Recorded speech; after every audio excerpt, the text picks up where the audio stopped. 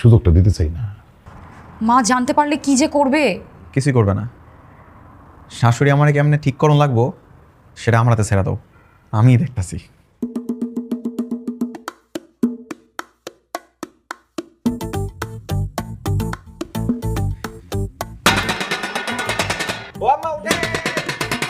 ফকিন্নির বাচ্চা, এখনো 12টা বাজে নাই, তুই আমার ডাকে তুলছিস কেন?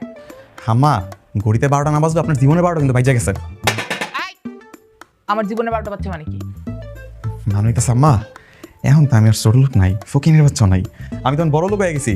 শ্বশুর আব্বা আমাকে দুজনের নামে তার সব সম্পত্তি লিখা দিছে। মুখ সামলায় কথা কবি, মানে কি? হ্যাঁ মা, বাবা আমাদের দুজনের নামে সকল সম্পত্তি লিখে দিছে। আর তোমার নামে একটা কানা করিও নাই, তুমি এখন রাস্তার একদম ফকির হয়ে গেছো।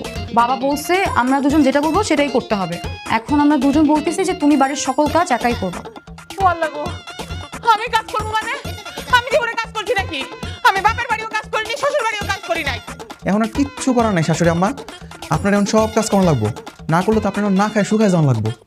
তাতে উঠেন আম্মা, অনেক কাজ জমা রয়েছে, তাতে উঠেন। করবো কাজ, অসভ্য বস্তি কোথাকার।